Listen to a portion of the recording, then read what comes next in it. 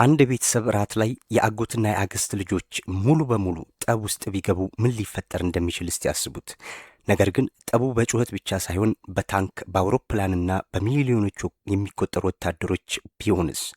የሚገርመው የእንግሊዝ ንጉሥ፣ የጀርመን መሪ እንዲሁም የሩሲያ ንጉሥ የቅርብ ዘመዳሞች ነበሩ። ሁሉም የአንዷ የንግሥት ቪክቶሪያ የልጅ ልጆች ነበሩ። ዛሬ የምናየው በዘመዳሞች መካከል የተጀመረውን ትንሽ ግጭት እንዴት ወደ ዓለም አቀፍ እልቂት ተቀይሮ 10 ሚሊዮን ሰዎችን እንደገደለና የሰው ልጅ ታሪክ ለዘላለም እንደቀየረ ነው።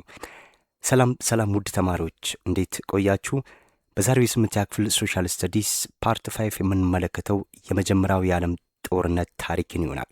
አብራችሁኝ እስከ ቪዲዮ ቆዩ። ወደ ቪዲዮ አለፍኩኝ። ፋንዳሜንታል ኮዝስ ኦፍ ወርልድ ዋር ፈርስት። የመጀመሪያ የዓለም ጦርነትን በምናነሳበት ሰዓት ላይ የተለያዩ ምክንያቶች ይቀርባሉ። በዋናነት ግን የታሪክ ጸሐፊዎች ሁለት ምክንያቶችን ያቀርባሉ። አንደኛው ፋንዳሜንታል ኮዝ ብለው የሚሉት ነው። ሁለተኛው ደግሞ ኢሚዲየት ኮዝ ብለው የሚሉት ነው ማለት ነው። ይሄ ፋንዳሜንታል ኮዝ የሚሉት የረጅም ጊዜ ምክንያት ብለው የሚጠቅሱት ነው። ሁለተኛው ደግሞ ኢሚዲየት ኮዝ ወይም ያቺ ጦርነቷ እንድትፈነዳ እንደ ክብሪት ሆና ያገለገለችው ኢሚዲየት ኮዝ ተብላ የምትባለው ናት ማለት ነው። ስለዚህ እነዚህን እየተነተነ እናያለን። ፋንዳሜንታል ኮዝስ የሚባሉት ለጥናት እንዲመቻችሁና በሚቀል መልኩ እንድትይዙ እነዚህ አራቱ ናቸው ማለት ነው። ሜን የሚለውን ትይዛላችሁ። እነዚህ ፋንዳሜንታል ኮዝስ ኦፍ ወርልድ ዋር ፈርስት፣ ዘ ፈርስት ዋን ኢዝ ሚሊተሪ፣ ይሄ ደግሞ አሊያንስ፣ ኢምፔሪያሊዝም ኤንድ ናሽናሊዝም። እነዚህ አራቱ ናቸው ማለት ነው ፋንዳሜንታል ኮዝ የሚባሉት። ያ ማለት የረጅም ጊዜ ለጦርነቱ እቅድ ሲነድፉ የነበረበት ነው። ኦልሬዲ እየተዘጋጁ የነበረበት ጊዜ ነበር ማለት ነው። ሶ እነዚህ አራቱ እነማን ናቸው የሚለውን እያንዳንዱን እኔ የመጀመሪያው ናሽናሊዝም ነው። ናሽናሊዝም ይሄ ብሔርተኝነት ማለት ነው። የመጀመሪያው የዓለም ጦርነት እንዲነሳ የረጅም ጊዜ ምክንያት ተደርጎ ከሚጠቀሰው መካከል አንዱ ብሔርተኝነት ማለት ነው። እንግዲህ ናሽናሊዝም እንዴት ነው ለጦርነት ምክንያት የሆኑ ስንል ሉክ ስትሮንግ ናሽናሊዝም ስንል ስትሮንግ ላቭ ኤንድ ሎያሊቲ ቱ ዋንስ ካንትሪ፣ ይሄ በፖዚቲቭ ስንተረጉመው ለአንድ አገር ያለን ፍቅርና ታማኝነት ነው።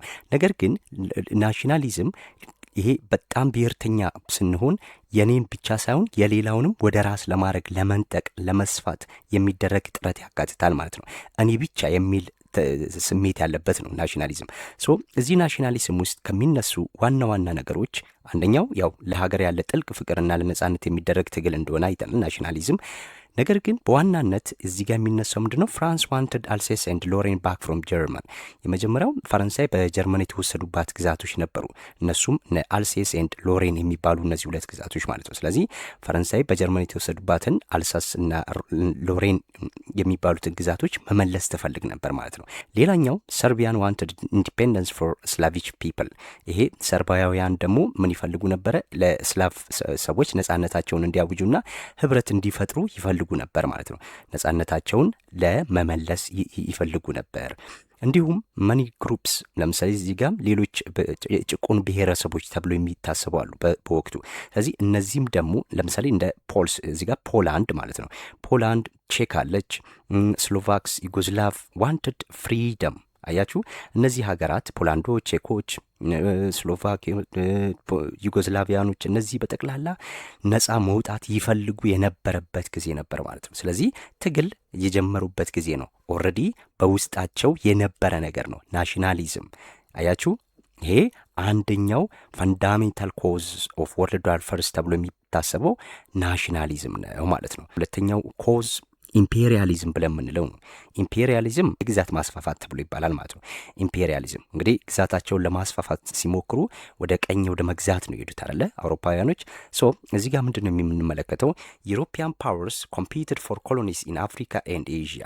አያችሁ እነዚህ አውሮፓውያን ሀያላን አውሮፓውያን የሚባሉት በወቅቱ ወደ ኤዥያና ወደ አፍሪካ ተበተኑ ነበር በቀኝ ግዛት አገራትን ለመግዛት ማለት ነው። ስለዚህ እነዚህ ሀገራት አንዱ የያዘውን አንዱ ለመንጠቅ በሚደረግ ትግል ውስጥ እርስ በርስ ምን ያደርጉ ነበር? ኮምፒት ያደርጉ ነበር፣ ይፎካከሩ ነበር ማለት ነው። ይሄም ፉክክር አንዱ ውስጥ ቂም እንዲያበቅል አድርገዋል። ሌላው ፍራንስ ኤንድ ጀርመኒ ክላሽድ ኦቨር ሞሮኮ። ለምሳሌ አንዱ ይሄ ነው። ፈረንሳይና ጀርመን ሞሮኮን ለመያዝ በሚያደርጉት ትግል ግጭት ውስጥ ገብተው ነበር ማለት ነው። ግጭት ውስጥ ገብተዋል።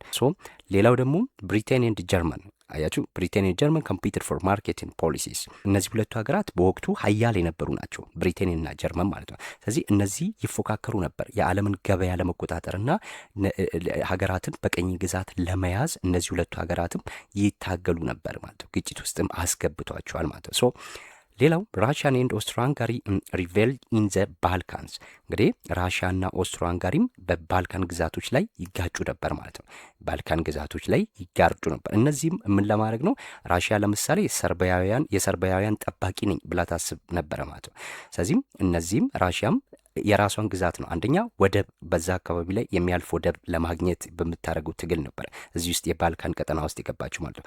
ኦስትሮ ሃንጋሪም ሌሎቹን ጠቅላላ ለመግዛት በምታደርገው ትግል እነዚህ ሁለቱ ሀገራትም ግጭት ውስጥ ገብተው ነበር ማለት ነው። ሶ አጠቃላይ ሁሉም ሀገሮች ትልቁን የሀብት ለማግኘት ይሻሙ የነበረበት ጊዜ ነው። ይህ ደግሞ በመካከላቸው ከፍተኛ ጥላቻን ፈጥሯል ማለት ነው። ኢምፔሪያሊዝምን ስናጠቃልለው ይሄ ይሆናል ማለት ነው። ስለዚህም ይሄ ለጥቅም የተጋጩበት ነው። ሌሎቹን ረግጦ ለመግዛት በሚያደርጉት ትግል እርስ በርስ የተጋጩበት ክስተት ነው ማለት ነው። ሶስተኛው አሊያንስ ሲስተም ነው። ይሄ ደግሞ አሊያንስ በምንልበት ሰዓት ላይ ቃል ኪዳን ስምምነት ማለት ነው። ይሄኛውም የቃል ኪዳን ስምምነትም እንደ አንድ ፈንዳሜንታል ኮዝ ተደርጎ ይጠቀሳል። እንዴት ስንል እንግዲህ አሊያንስ ማለት ህብረት ነው አደለ? አገሮች በቡድን ተከፋፍለው እኔ ከተጠቃው እረዳሃለሁ የሚል ማለት ነው። ስለዚህ የነዚህ ሁለት ግሩፖች ዩሮፒያን ዲቫይድድ ኢንቱ ቱ ሜን ግሩፕስ በሁለት ተከፍሎ ነበር፣ አውሮፓውያን ማለት ነው። አንደኞቹ ምን ተብሎ ነው? ይሄ ትሪፕል አሊያንስ የሚል ስምምነት ፈጥረው ነበር ማለት ነው። ይሄ የሶስትዮሽ ስምምነት ይባላል። ትሪፕል አሊያንስ ነው። እኔ የሶስትዮሽ ስምምነት ነው። ሶ በጦርነቱ ጊዜ ደግሞ ሴንትራል ፓወር ተብሎ ይታወቃሉ ስማቸው። ስለዚህ ትሪፕል አሊያንስ ኦር ሴንትራል ፓወርስ፣ እነዚህ ሁለቱን ለመያዝ ሞክሩ።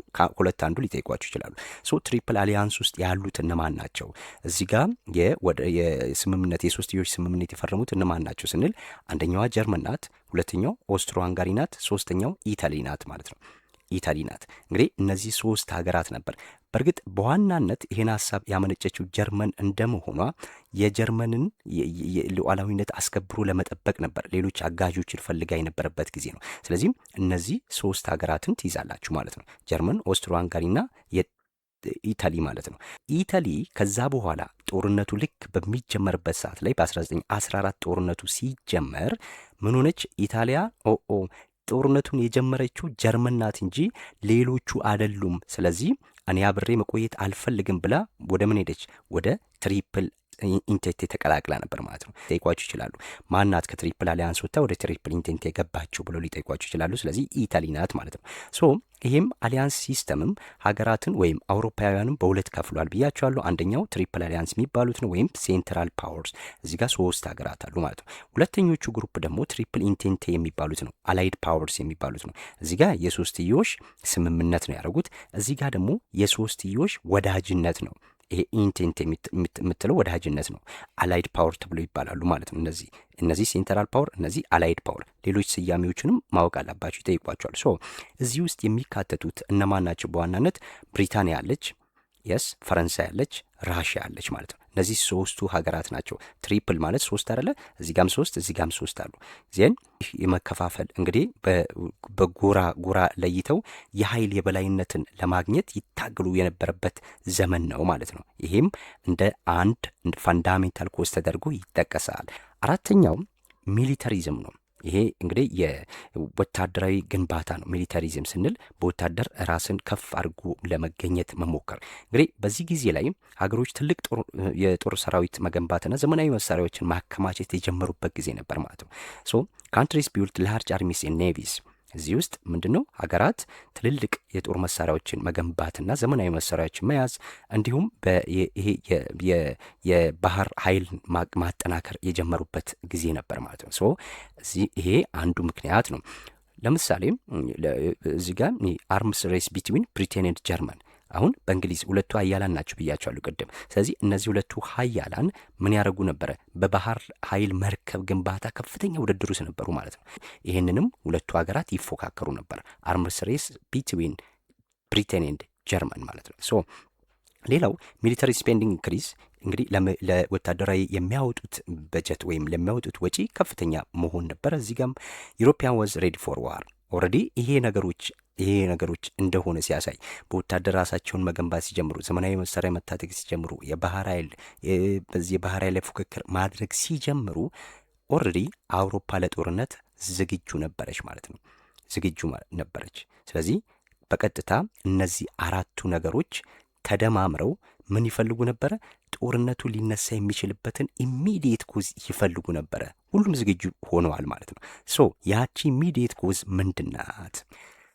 ኢሚዲየት ኮዝ ኦፍ ዘ ዋር ይሄ እቺ ናት። እንግዲህ 1914 ላይ ጁን 28 1914 ጦርነቱ እንዲፈነዳ ያስቻለችው ማለት ነው። እንግዲህ ስፓርክ ተብሎ ይባላል። ጦርነቷን የተለኮሰችባት ጊዜ ናት ማለት ነው። 1914 የዓለም ጦርነት እንዲጀመር ያደረገችው ያቺ ክብሪት የተለኮሰችው ሳራጄቮ በሚባል ቦታ ላይ ነበር ማለት ነው። ሶ እዚህ ጋር እያየን እኔ ሶ አሳሲኔሽን ኢን ሳራጄቮ እዚህ ቦታ ላይ አርክዱክ ፍራንስ ፈርዲናንድ ኦፍ ኦስትሮ ሃንጋሪ ዋዝ ኪልድ።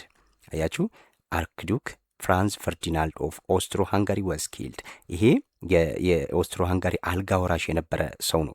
ይህ አልጋ ወራሹ ፈርዲናንድ ማን ነው? ፍራንስ ፈርዲናንድ ተብሎ ይባላል ማለት ነው። አርክዱክ ፍራንስ ፈርዲናንድ ይባላል። ልዑል ወይም አልጋ ወራሽ ሳራጄቮ በምትባል ቦታ ላይ በጋቭሪሎ ፕሪንሲፕ በሚባል ሰርቢያዊ ብሔርተኛ መገደሉ ነበር ማለት ነው። በቃ የጦርነቱ ጅማሬ ይች ናት። ብዙ ጊዜ እችን ጥያቄ ይጠይቋቸዋል ፈተና ላይ። ስለዚህ ዋት ወዝ ዘ ኢሚዲየት ኮዝ ኦፍ ፈርስት ወርልድ ዋር ሲላችሁ ዘ አሳሲኔሽን ኦፍ አርክዱክ ፍራንስ ፈርዲናንድ። ይሄ አርክዱክ ፍራንስ ፈርዲናንድ ልዑል ነው፣ የንጉሱ አልጋ ወራሽ ማለት ነው። ስለዚህ ያ አልጋ ወራሽ በጋቭሪሎ ፕሪንሲፕ በሚባል ግለሰብ ነው የተገደለው ማለት ነው። ይሄ ግለሰብ የሰርቢያ ብሔርተኛ ነው። ለሰርቢያ ነጻ ለመውጣት የሰርቢያን የጠለቀ ፍቅር የነበረው ሰው ነው ማለት ነው። ስለዚህ እሱ መገደሉ ነው። ይሄ አርክዱክ ፍራንስ ፈርዲናንድ ምናዊ ነው ስንል ኦስትሮ ሃንጋሪ ነው ማለት ነው። ኦስትሮ ሃንጋሪ ነው። ኦስትሮ ሃንጋሪ ደግሞ በምን ውስጥ ነው ያለችው? ሴንትራል ፓወር ውስጥ ብለን የለ ዜን ይሄ ከሆነ በኋላ ኦስትሮ ሃንጋሪ ምን አረገች? ዲክለርድ ዋር ኦን ሰርቢያ። ልክ አውስትሮ ሃንጋሪ ደግሞ በቀጥታ ከአንድ ወር በኋላ ማለት ነው። ይሄ ጁን 28 1914 ላይ አርክዱክ ፍራንስ ፈርዲናንድ ሲገደል ከአንድ ወር በኋላ ያ ማለት ጁላይ 28 1940 አውስትሮ ሃንጋሪ በማን ላይ? በሰርቢያ ላይ ጦርነቱን አወጀች ማለት ነው። ይሄ ነው እንግዲህ የመጀመሪያው መንስኤ። ቺናት ክብሪቷን የተለኮሰ ጦርነቱ የተለኮሰው በዚህ ጊዜ ነው ማለት ነው። ስለዚህ በኦስትሪያ በሰርቢያ ላይ ጦርነቱን እንዳወጀች በቃል ኪዳኑ መሰረት ጀርመን፣ ሩሲያ፣ ፈረንሳይና እንግሊዝ አንድ በአንድ እየተከታተሉ ገቡ ማለት ነው። ዜን ምን ሆነ ስንል በግንባር ነው የተከፋፈሉት። እንግዲህ በምዕራብ ግንባር ጦርነት ተጀመረ። እዚህ ላይ በምዕራብ ግንባር እነማን አሉ ስንል የምናየው እነዚህ ሀገራትን ነው። የምዕራቡን ግንባር እንመልከት መጀመሪያ።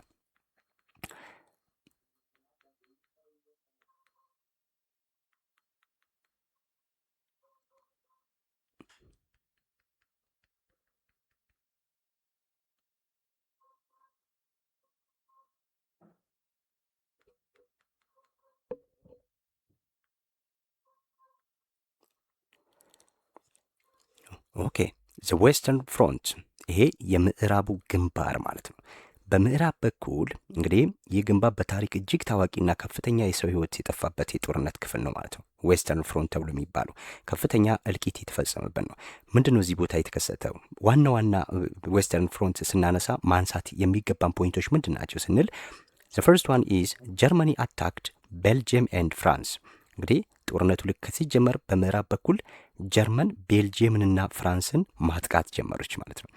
አያችሁ። ስለዚህ ድንበሩ ከቤልጅየም እስከ ፈረንሳይ የተዘረጋ የጦርነት ቀጠና ነበረ ማለት ነው። እዚህ ውስጥ እንግዲህ በዋናነት ጀርመን እነዚህን ሁለት ሀገራት አታክ ማድረግ ጀምራ ነበረ። ሶ ዘ ባትል ኦፍ ማርኔ ስቶፕድ ጀርመኒ። እንግዲህ ዘ ባትል ኦፍ ማርኔ የሚባለው ይሄ ማርኔ የሚባል ቦታ ነው። እዚህ ቦታ ላይ ጀርመን ወደ ኋላ እንድታፈገፍግ የተደረገበት ቦታ ነው ማለት ነው። እንግዲህ ጀርመን በእቅዷ መሰረት ፈረንሳይን ሙሉ በሙሉ ለማጥቃት ነው። ራሽያ ከዛ በኋላ እስክትመጣ ድረስ ፈረንሳይን ቶሎ አጥቅቶ ጦርነቱን ፈረንሳይን ማዳከም ነበረ ህልሟ። ዜን በዚህ ቦታ ላይ ግን ያ ነገር ከሸፈባት። ጀርመን ወደ ኋላ እንድታፈገፍግ ሆነ ማለት ነው። እንግዲህ የዚህ የዌስተርን ፍሮንት በዋናነት የዚህ የዌስተርን ፍሮንት መገለጫ ምን ነበር ስንል ትሬንች ዋርፌር ዴቨሎፕድ። ይሄ ነው ዋናው። ይህን ልትጠይቁ ትችላላችሁ። ያ ማለት መገለጫው ምንድን ነው? የጦርነቱ ሂደት እንዴት ነበር ስንል በምዕራብ ግንባር የነበረው የጦርነት ሂደት ምን ነበረ? እርስ በርስ እየተያያዙ ፊት ለፊት እየተገናኙ መዋጋት አልነበረም። ይሄ ትሬንች ዋርፌር ነው። የቦይ ውጊያ ይባላል ማለት ነው። ያ ማለት ልክ እንደ ጉድጓድ ቆፍረው ምሽግ ውስጥ ሆኖ በምሽግ ውስጥ ነው እንጂ የሚዋጉት እንደዚህ ፌስ ቱ ፌስ የሚዋጉበት ነገር የለም ማለት ነው። ስለዚህ ጦርነቱ ረጅም ጊዜ እንዲወስድ ያደረገው አንዱ ይሄ ነበር ማለት ነው። ከጉድጓድ ውስጥ ነው ለወራት የፈጀ ቆይታን እዛ ውስጥ ያደርጋሉ። አይወጡም። እዛ ውስጥ ሆኖ የሚታገሉት የሚዋጉት የነበረው ማለት ነው። ጦርነቱ በጣም የቆየው ለዚህ ነው ማለት ነው። ስለዚህ ይሄ አንደኛው ምክንያት ነው። እችኛዋን ያዟት። ትሬንች ዋርፌር ነበር፣ የቦይ ውጊያ ተብሎ ይባላል ማለት ነው። ዌስተርን ፍሮንት ዋና ዋና ባትሎች ወይም ዋና ዋና ድል የተመዘገቡበት ወይም የጦርነት ዋና ዋናዎቹ ክስተቶች የት ነበሩ ስንል አንደኛው ሜጀር ባትሎች ቬርደን እና ሶሜ የሚባል ቦታዎች ላይ ነበር። ቬርደን ኤንድ ሶም የሚባል እነዚህ ቦታዎች ላይ ነው። ስለዚህ ይሄም ማርኒ አንድ፣ ቬርደን ኤንድ ሶም እነዚህ ሶስቱ ቦታዎች ላይ ነው። ማርኒ ላይ ምንድነው የሆነው? ጀርመን ወደ ኋላ እንድታፈገፍግ የተደረገበት ነው። ፈረንሳይን ለመያዝ የነበራት ዓላማ ከሸፈ። ከዛ በኋላ የጉድጓድ ውስጥ ውጊያ እያደረጉ ትልልቅ ድሎች የተመዘገቡበትና በጣም እልቂቶች የተፈጸሙበት ሌላው ቬርደን ኤንድ ሶም የሚባል ሁለት ግዛቶች ናቸው ማለት ነው። እነዚህም ሁለት ግዛቶች ውስጥ ነው። በዌስተርን ፍሮንት ሌላ ክስተት ምን ተከሰተ ስንል በ1917 ምን ሆነ? በ1917 አሜሪካ ጦርነቱን ተቀላቀለች ማለት ነው። እንግዲህ አሜሪካ ለምንድን ነው ጦርነቱን የተቀላቀለችው? የጀርመን የሰርጓጅ መርከቦች በከፍተኛ ሁኔታ ጥቃት በመፈጸም አሜሪካንን አማረዋት ነበር ማለት ነው። ስለዚህ አሜሪካም ደግሞ ከነ እንግሊዝና ፈረንሳይ ጋር አብራ ሆና ጦርነት ውስጥ ተቀላቀለች ማለት ነው። ስለዚህ ለእነ እንግሊዝና ፈረንሳይ አዲስ ኃይል ነው የመጣላቸው። አዲስ መሳሪያ፣ አዲስ የሰው ኃይል ተጨመረ ማለት ነው። ስለዚህ ይሄ አንደኛው ክስተት ነው፣ በዌስተርን ፍሮንት አሜሪካ መቀላቀሏ። ሁለተኛው አላይድ ፎርስስ ስትሬንግዝ አንደር ፍሬንች ማርሻል ፎርስ። እነዚህ አላይድ ፎርሶች እንግዲህ አላይድ ያልኳችሁ ቅድም ነው አይደለ? ራሽያ፣ ፈረንሳይ ራሽያ፣ ፈረንሳይ፣ እንግሊዝ ያልኳችሁ ማለት። ስለዚህ አዲስ አላ ያገኙ አሁን ማንን? አሜሪካንን አገኙ። ስለዚህ ይሄም ተጠናከሩ ማለት ነው። በዌስተርን ፍሮንት ላይ ያለው ክስተት የመጀመሪያው ይሄ ነው። ሌላው ኢስተርን ፍሮንትስ በምስራቅ በኩል እንግዲህ ጀርመን በሁለት በኩል ነበር እያደረገች የነበረችው፣ በምስራቅና በምዕራብ በኩልም ሄዳለች ማለት ነው። ጀርመኒ ዲፊትድ ራሽያን መኒ ታይምስ። ያው ከዛ በፊት ጀርመን ራሽያን በጣም ብዙ ጊዜ አሸንፋታለች ማለት ነው። ስለዚህ የራሽያ ህዝብ ተማሯል። ረሃብ፣ ችግር፣ ወታደሮች ሞት፣ በዚህ ሁሉ ነገር ተማሯል ማለት ነው የራሽያን ህዝብ። ከዛ በኋላ ይህንን ድክመት የራሽያን ህዝብ መማረር አይቶ ከዛ በኋላ አብዮት ተቀሰቀሰ። በኢስተርን ፍሮንት ላይ ያሉት ክስተቶችን የነገርኳቸው ያሉት። ስለዚህ አብዮት ተቀሰቀሰ ማለት ነው። ይህ አብዮት በወቅቱ የነበረውን የራሽያን መንግስት አውርዶ አዲስ መንግስት መጣ ማለት ነው። አዲስ መንግስት መጣ።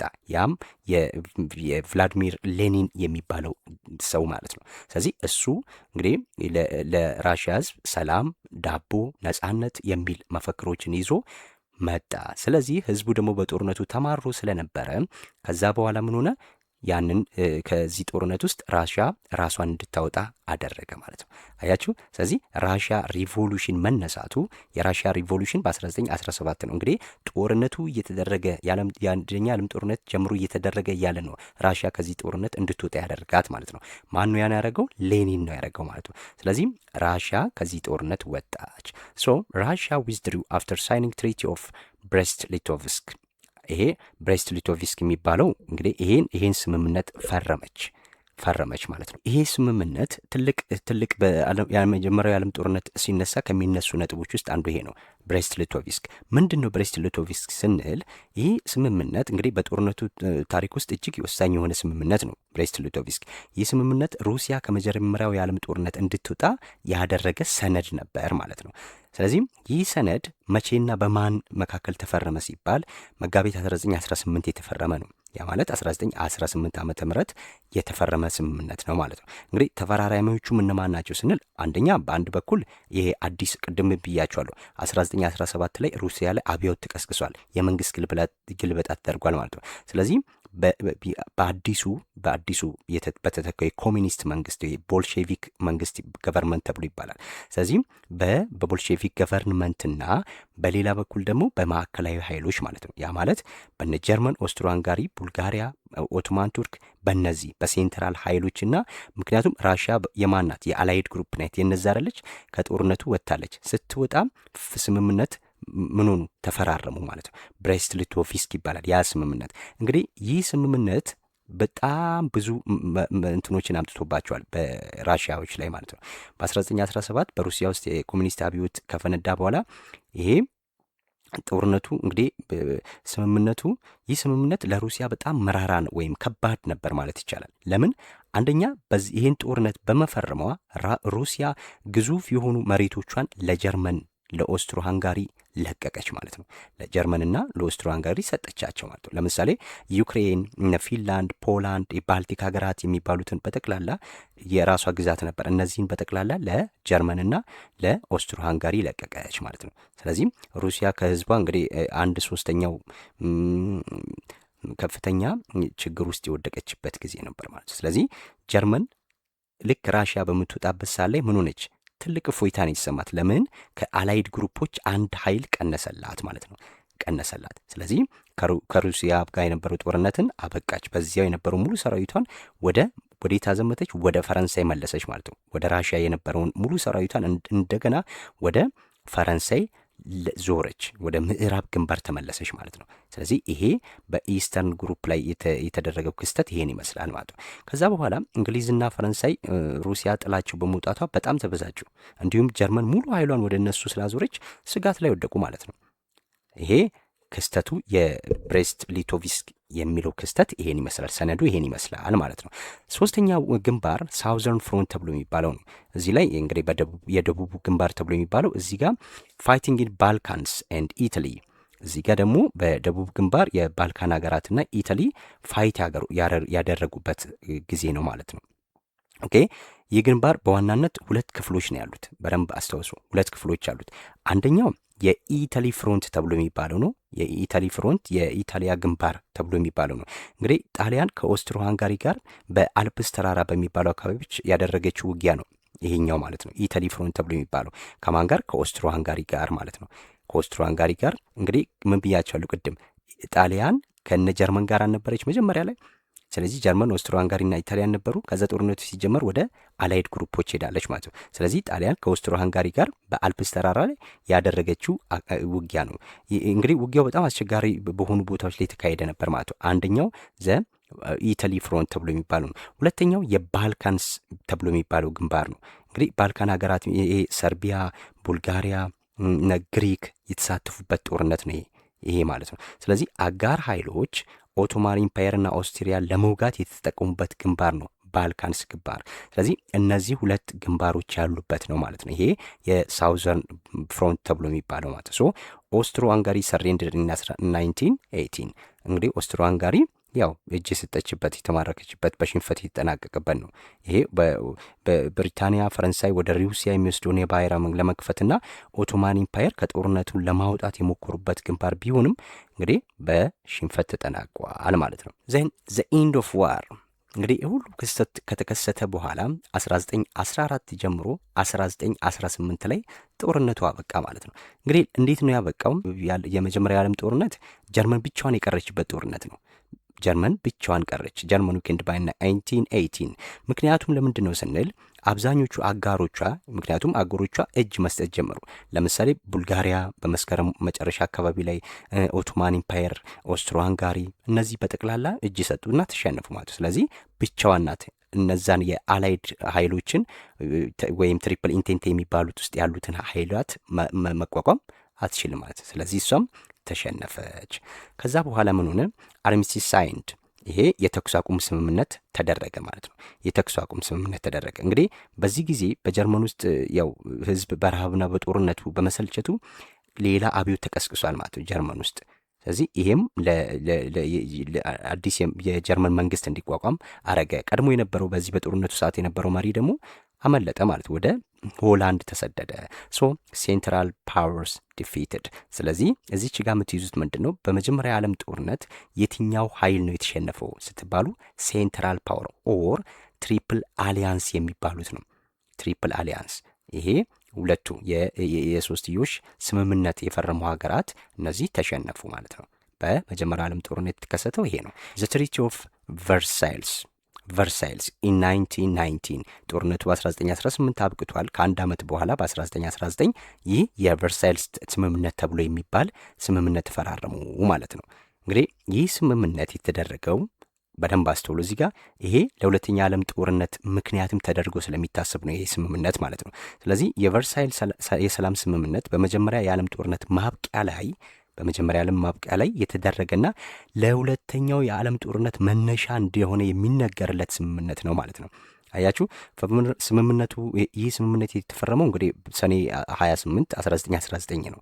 በ1919 ማለት ነው። የት ነው የተደረገው? በፈረንሳይ ይሄ ቨርሳይ ቤተ መንግስት፣ ይሄ የቤተ መንግስት ስም ነው ቨርሳይ የሚባለው ማለት ነው። የፈረንሳይ ቤተ መንግስት ስም ነው። ስለዚህ በፈረንሳይ ቤተ መንግስት ውስጥ የተደረገ ስምምነት ነው ማለት ነው። በማና በማን ነው የተደረገው ስንል ዘ ፒስ ትሪቲ ቢትዊን አላይስ ኤንድ ጀርመኒ፣ አላይድ ግሩፖቹና በጀርመን መካከል የተደረገ ነው ማለት ነው። ሶ ዋና ዋና ነጥቦቹ እዚህ ጋር ምን ነበረ? የዚህ ስምምነት ዋና ዋና ነጥቦች ምን ነበሩ ስንል የመጀመሪያው የግዛት ለውጥ መደረግ ነው። ቴሪቶሪያል ቼንጅ ተደረገ። እንዴት ስንል መጀመሪያ ላይ ይሄ ናሽናሊዝም ላይ ስናይ ፈረንሳይ የራሷን ግዛት ከጀርመን ለመንጠቅ ትታገል አልነበረ? ዜን ከጦርነቱ በኋላ ፈረንሳይ ምን አረገች? ሪጌንድ አልሴስ ኤንድ ሎሬን። አያችሁ። ስለዚህ ጀርመን ይዛው የነበሩትን ግዛቶች ለፈረንሳይ መለሰች። አንድ አያችሁ፣ ይሄ አንድ። ሁለተኛው ፖላንድ ጌንድ ኢስተርን ጀርመን ላንድስ፣ ፖላንድም ምን አረገች? ከምስራቅ ጀርመን ብዙ መሬቶችን ወሰደች ማለት ነው። ዜን ጀርመኒ ሎስት ኦል ኮሎኒስ፣ ጀርመን ሁሉም በቀኝ የገዛቻቸውን አገራት አጣች ማለት ነው። ጀርመን ትልቅ ኪሳራ ተደርጎ የሚታሰበው ይሄ ነው ማለት ነው። ኦኬ ሶ ቴሪቶሪያል ቼንጅ የቨርሳይል ትሪቲ ዋና ዋና ነጥቦች ምንድን ናቸው ተብላችሁ ብትጠየቁ የመጀመሪያው ቴሪቶሪያል ቼንጅ ነው። ቴሪቶሪያል ቼንጅ ውስጥም እነዚህን ነገሮች መጥቀስ ትችላላችሁ ማለት ነው። ዜን ሁለተኛው ነጥብ ሚሊተሪ ሪስትሪክሽን ነው። ይሄ ሚሊተሪ ሪስትሪክሽን እንግዲህ ሚሊተሪ ሪስትሪክሽን ምንድን ነው ስንል ሉክ አርሚ ሊሚትድ ቱ 100,000 ሶልጀርስ የወታደራዊ እገዳ ተደርጓል ማለት ነው በዚህ ስምምነት ላይ። ይሄ ምንድን ነው? የጀርመን ጦር ሰራዊት ከ100,000 ወታደሮች እንዳይበልጥ ተደረገ ማለት ነው። ምክንያቱም የጀርመንን ሀያልነት ካላደከሙት በስተቀር ጀርመን ዳግም ትወረናለች ብሎ ስለሚፈሩ በዚህ ስምምነት መሰረት ጀርመን ምን አረገች? የጀርመን ጦር ሰራዊት ከ100,000 ወታደር እንዳይበልጥ ተገደደ ማለት ነው። ኖ ታንክስ ኤርፎርስ ኦር ሄቪ ዌፐንስ። አያችሁ፣ ታንክ፣ አውሮፕላን፣ ሰርጓጅ መርከብ በፍጹም እንዳይኖራት ተከለከለ ማለት ነው። በመጀመሪያ ዓለም ጦርነት እነዚህን ሁሉ እንዳትጠቀም ተደረገ። ኔቪ ሬዲዩስድ፣ ይህም ባህር ኃይሉ እንዲቀንስ ተደረገ። የባህር ኃይል እንዲቀነስ ተደረገ ማለት ነው። ዜን ራይንላንድ ዲሚሊታራይዝድ እንግዲህ ራይንላንድ የሚባለውን አካባቢ ይህ ማለት ራይንላንድ የሚባለው ከፈረንሳይ ጋር የሚያዋስናት አካባቢ ነው። ይህንን አካባቢ ከወታደር ነፃ እንድታረግ ተደረገ ማለት ነው። ስለዚህ ጀርመን በፍጹም ወታደር እንዳታስቀምጥበት ተደረገ። ይሄ ራይንላንድ የሚባለው አካባቢ ላይ ማለት ነው። ሶ በወታደራዊ እገዳዎችም እነዚህን ማንሳት ይቻላል። ሶስተኛው ዋር ሪፓሬሽንስ ተብሎ የሚባለው ነው። ይሄ ደግሞ የጦር ካሳ ነው። ዋር ሪፓሬሽንስ ለምን እዚህ ጋር እንግዲህ ጀርመን ለደረሱ ውድመት ሁሉ ካሳ እንድትከፍል ተወሰነባት በትሪቲ ኦፍ ቨርሳይልስ ማለት ነው። ስለዚህ ጀርመን ለደረሰው ጉዳት ለደረሰው ውድመት ሁሉ ካሳ እንድትከፍል ተደረገ ማለት ነው። እንግዲህ እዚህ ጋር በወቅቱም መጠኑ ወደ 132 ቢሊዮን ወርቅ ማርክ ነበረ። በጣም ከፍተኛ ገንዘብ ነበረ እንድትከፍል የተደረገችው ማለት ነው። ይሄ ዋር ሪፓሬሽንስ ብሎ የሚለው እሱ ነው። ሶ ጀርመኒ ፎርስ ቱ አክሴፕት ብሌም ይህንን መቀበል ነበረባት። ጀርመን አር ቱ ፔይ ሄቪ ኮምፐንሴሽን፣ ስለዚህ ካሳ እንድትከፍል ተደረገች ማለት ነው። እነዚህ ሁሉ የቨርሳይልስ ስምምነት መሰረታዊ ነጥቦች ናቸው ማለት ነው። ኦኬ የመጨረሻው ነጥባችን ሪዛልትስ ኦፍ ወርልድ ዋር ፈርስት፣ የመጀመሪያ የዓለም ጦርነት ፍጻሜ ውጤቱ ምን ሆነ ስንል እነዚህን ነጥቦች ነው የምናየው። የመጀመሪያው ሶሻል ኢፌክትስ፣ የማህበራዊ ውጤቱ ምን ነበረ ስንል እንግዲህ በዚህ ጦርነት በአንደኛው የዓለም ጦርነት ላይ ከ10 ሚሊዮን ህዝብ በላይ አልቋል ማለት ነው። ስለዚህ ከ10 ሚሊዮን ወታደሮች ናቸው እዚህ ውስጥ ያለቁት ማለት ነው። ስለዚህ የሰው ህይወት እልቂትን ማንሳት እንችላለን ማለት ነው። ኦቨር 20 ሚሊዮንስ ውንድድ ከ20 ሚሊዮን የሚበልጡ ወታደሮች ደግሞ ምን ሆኑ? ማን ነው ቆሰሉ ማለት ነው። ቆሰሉ። ይሄም የሶሻል ኢፌክት ነው አንደኛው። ሌላው ፋሚን ኤንድ ዲዚዝስ፣ ይሄ ረሃብና በሽታ ተስፋፋ። የስ በወቅቱ የተከሰተው ይህን ጦርነት ተከትሎ የተከሰተው ስፓኒሽ ፍሉ የሚባለው መላ አውሮፓን የፈጀ በሽታ ነበር ማለት ነው። ሶ ይሄም ተሰራጨ። ስፓኒሽ ፍሉ ስፕሪድ፣ ረሃብ፣ እነዚህ ነገሮች ሁሉ ተስፋፉ ማለት ነው። ሌላው ራይዝ ኦፍ ኤክስትሪም ናሽናሊዝም፣ ከዛ በኋላ ይሄ በጣም የተጋነነ የብሔርተኝነት ተስፋፍቷል ማለት ነው። ሁሉም ወደ እኔ የሚለውን ስሜት ወደዛ ውስጥ ገብተዋል። ከዛ በኋላ ሰዎች የጦር መሳሪያን ምርት ወደ ከተሞች በመፍሳሳት የከተሜነት እድገትን አፋጥነዋል። እዚህ ውስጥ ሌላ ሊጠቀስ የሚችለው ሶሻል ኢፌክት ውስጥ የስነ ልቦና ቀውስ ነው። እንግዲህ ከጦርነቱ የተመለሱ ወታደሮች በከፍተኛ የስነ ልቦና ድንጋጤ ውስጥ ነበሩ፣ ይሰቃዩ የነበረው ማለት ነው። ስለዚህ ህዝቡም በሰው ልጅ ስልጣኔ ላይ የነበረውን እምነት ሸርሽሩታል። ምክንያቱም ያ ጦርነት ለዘመናት ሲገነቡ የነበረውን ነገር ያፈረሰ ነው። ስለዚህ ይህም ከፍተኛ የስነ ልቦና ቀውስ አምጥቷል ማለት ነው። ስለዚህ በሶሻል ኢፌክት እነዚህን ነገሮች ማንሳት እንችላለን። ኢኮኖሚክ ኢፌክት፣ የኢኮኖሚ ውጤቱ ምን ነበረ? ኢኮኖሚያዊ ውጤቱ አንደኛው ሄቪ ታክስ ነው። ኢኮኖሚክ ኢፌክት ሄቪ ታክስስ፣ ይሄ ከፍተኛ የገንዘብ ኪሳራ ውስጥ ገብቷል አውሮፓውያን እንዳለ ማለት ነው። ስለዚህ ከዛ ለማገገም ከፍተኛ ታክሶችን መጣል ጀመሩ ማለት ነው። የመጀመሪያው ይሄ ነው። በዚሁ ጋር ተያይዞ የምንመለከተው ምንድን ነው? የአሜሪካ ልዕለ ሀያልነት የጀመረበት ጊዜ ይሄ የመጀመሪያ ዓለም ጦርነት ነው። የስ አውሮፓ በጦርነት ስትዳከም አሜሪካ ለዓለም አበዳሪና የኢኮኖሚ ማዕከል በመሆን ያያችሁ ቀዳሚነትን ያዘች ማለት ነው። ስለዚህ አሜሪካ በዚህ ጦርነት እጅግ ያተረፈችበት ሌላው ክስተት እዚህ ኢኮኖሚክ ኢፌክት ውስጥ የሚከሰት ነው፣ የሚጠቀስ ነው። እንዴት አሜሪካን ትጠቀሳለች? እንግዲህ ቅድም እንዳልኳችሁ አሜሪካ በ1917 አላይድ ግሩፖችን ተቀላቅላለች አይደለ? እነ እንግሊዝና ፈረንሳይም ማለት ነው። ይህን ጦርነት ስታረግ ለዚህ ጦርነት እነ እንግሊዝና ፈረንሳይ አሜሪካ መሳሪያ ታቀርብላቸው ነበር ማለት ነው። ያን መሳሪያ በእዳ ነው ስትሰጣቸው የነበረው። ስለዚህ ከጦርነቱ በኋላ አሜሪካ እንግዲህ በጦርነቱ ከፍተኛ ኢኮኖሚ ውድመት ደርሷል አይደለ? ስለዚህ ይህን ውድመት ከዚህ የኢኮኖሚ ውድቀት እንዲነሱ ታበድራቸው ነበር። አንደኛ አበዳሪ ሆና የመጣችው አሜሪካ ናት። ዜን መክፈል ያልቻሉትን ብረት፣ የተለያዩ ማቴሪያሎችን ከየሀገራቸው መውሰድ ጀመረች። አያችሁ። ስለዚህ አሜሪካ ልዕለ ሀያል ወደ መሆን የመጣችበት አንዱ ይህ ጦርነት ነው ማለት ነው። ሌላው ኢንፍሌሽን ኢን ፖቨርቲ፣ የዋጋ ግሽፈትና ረሃብ ተከስቷል። ዲክላይን ኢንተርናሽናል ትሬድ፣ የዓለም ገበያ መዳከም ጀምሯል ማለት ነው። ምክንያቱም አውሮፓውያን መላ አውሮፓውያን እዚህ ውስጥ ጦርነት ውስጥ ነበረ፣ በኢኮኖሚ ደቀዋል። ስለዚህ የዓለም አቀፍ የንግድ ስርዓቱ ተዳክሟል ማለት ነው። ቀዝቅዟል። በዚህ ምክንያት ኢኮኖሚክ ኢፌክት ላይ የምናነሳቸው ነጥቦች እነዚህን ነው። ዘላስት ዋን ኢዝ ፖለቲካል ኢፌክት ነው። ይሄ የፖለቲካዊ ውጤቱ ምን ይመስላል ስንል አንደኛው በዚህ ጦርነት በደንብ እዚህ ጋር በዚህ ጦርነት የዩኤስኤ እና ሶቪየት ራሽያ ቢከም ሜጀር ፓወር፣ ራሽያና አሜሪካ ከዛ በኋላ ምን ሆኑ? ሀያላን ሆኑ ማለት ነው እነዚህ ሁለት ሀገራት። ስለዚህ እነዚህ ሁለት ሀገራት በየጎራቸው ተሰልፈው ሀያላን ሆነዋል ማለት። ግን በዋናነት ፖለቲካል ኢፌክት ስናነሳ የመጀመሪያ ዓለም ጦርነት ሲነሳ ምንድነው የምናነሳው? 4 ታላላቅ ግዛቶች ፈራርሰዋል ማለት ነው። የስ እነዚህም አንደኛው ጀርመን ኢምፓየር ነው፣ የጀርመን ኢምፓየር መፍረስ። ሁለተኛው ኦስትሮ ሃንጋሪያን ኢምፓየር መፍረስ። ሶስተኛው ራሽያን ኢምፓየር። አራተኛው ኦቶማን ኢምፓየር። እነዚህ ሀገራት የነዚህ 4 ሀያላን የሚባሉ ታላላቅ የነበሩ ግዛቶች ስርዓቶች መፈራረስ አንደኛው ክስተት ነው ማለት ነው። የነሱ መፈራረስ ተከትሎ ብዙ አዳዲስ ሀገራት ደግሞ ተፈጥረዋል ማለት ነው። አዳዲስ ከተፈጠሩ ሀገራት ውስጥ ከነዚህ ከፈራረሱ ሀገራት ውስጥ የወጡ ደግሞ አዳዲስ ሀገሮች አሉ። ለምሳሌ እነ ፖላንድ ማንሳት ይቻላል። ቼኮስሎቫኪያ፣ ዩጎዝላቪያ፣ እነ ፊንላንድ፣ ኢስቶኒያ፣ ላትቪያ፣ ሊቱዌኒያ እነዚህ ሀገራት ሁሉ ከነዚህ ከነዚህ ከአራቱ ከፈራረሱት ውስጥ የወጡ አዳዲስ ሀገራት ናቸው ማለት ነው። ስለዚህም በፖለቲካል ኢፌክቱ ይህን ማንሳት እንችላለን። የመጨረሻና ዋነኛ የመጀመሪያ የዓለም ጦርነት ሲነሳ የሚነሳው ሊግ ኦፍ ኔሽን መነሳቱ አይቀርም ማለት ነው። ይህ የሊግ ኦፍ ኔሽን መመስረት ነው ማለት ነው። እንግዲህ ለወደፊት ጦርነት ለመከላከል ተብሎ ነው በሀገራት መካከል ስምምነት ለማስፈን የመጀመሪያው የዓለም አቀፍ ድርጅት የተመሰረተው ማለት ነው። ይሄ የዓለም አቀፍ ድርጅት ነው። ለምን በዛ ጦርነት ያ የመጀመሪያው አይነት ጦርነት ድጋሚ እንዳይከሰት መከላከል አለብን በሚል ህብረት የፈጠሩበት ነው። እዚህ ውስጥ ኢትዮጵያም መስራች ሀገር ናት እና አሜሪካ የሉበትም። አሜሪካ እዚህ ውስጥ የለችበትም። በደንብ አስተውሉ።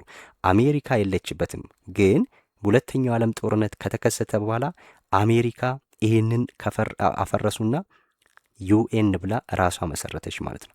ሶ እነዚህም ፖይንቶች ደግሞ በቀጣይ እናያለን ማለት ነው። ይህን ይመስላል እንግዲህ ለዛሬ ይዤላችሁ የቀረብኩት ከሞላ ጎደል አጠር ባለ መልኩ የመጀመሪያ ዓለም ጦርነትን በዚህ መልክ አቅርብ ያለው። ሀሳብ አስተያየት፣ ጥያቄ ካላችሁ በኮሜንት አስቀምጡልኝ። ላይክ፣ ሼር፣ ሰብስክራይብ ማድረግ አትርሱ። ስለነበረን ቆይታ አመሰግናለሁ።